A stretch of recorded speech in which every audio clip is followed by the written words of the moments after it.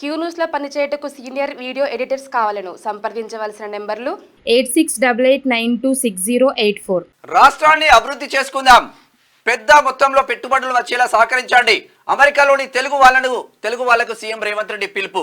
New York లో ముఖ్యమంత్రికి ఘన స్వాగతం. 10 రోజులు అమెరికా, సౌత్ కొరియాలో పర్యటనలు జరగబోతుంది. మంత్రి దుద్దిల శ్రీధర్ బాబు రాష్ట్రాన్ని అభివృద్ధి చేసుకోవడానికి ఎన్ఆర్ఐలు సహకరించాలని చెప్పేసి న్యూయార్క్ విమానాశ్రయంలో సీఎం రేవంత్ రెడ్డికి ఘన స్వాగతం పలుకుతున్న అమెరికాలోని తెలుగు వాళ్ళని చెప్పేసి ఇక్కడ చిత్రం చూసుకోవచ్చు. అయితే ఇక్కడ వాళ్ళని అడిగిందంట ముఖ్యమంత్రి రేవంత్ రెడ్డి. రాష్ట్రాన్ని అభివృద్ధి చేసుకుందామని, ఇందుకోసం ఎన్ఆర్ఐలు కలిసి రావాలని, సహాయ సహకారాలు అందించాలని సీఎం రేవంత్ రెడ్డి పిలుపునిచ్చారు. రాష్ట్రానికి పెట్టుబడులు తేవడం, ఇక్కడి యువతకు ఉపాధి అవకాశాలు కల్పించడమే లక్ష్యంగా ఆయన అమెరికా, దక్షిణ కొరియా పర్యటన చేపట్టారు.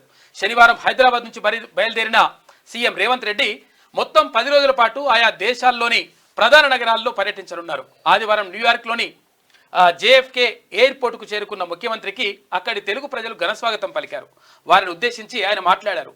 ఇక తెలంగాణ రాష్ట్రాన్ని, హైదరాబాద్ నగరాన్ని మరింత గొప్పగా అభివృద్ధి చేయాలన్న కలనే మనందరినీ కలిపింది అన్నారు. అయితే ఆయన టూర్ను కీలకమైనటువంటి న్యూయార్క్ నగరం నుంచే ప్రారంభించడం గౌరవప్రదంగా భావిస్తున్నట్లు చెప్పారు. తెలంగాణ, ఏపీకి చెందిన ఎన్ఆర్ఐ సోదర సోదరీమణులు గుండెల నిండా ప్రేమ, ఆప్యాయతతో తమ బృందానికి స్వాగతం పలకడానికి రావడం ఎంతో సంతోషంగా ఉందని సీఎం రేవంత్ రెడ్డి అన్నారు.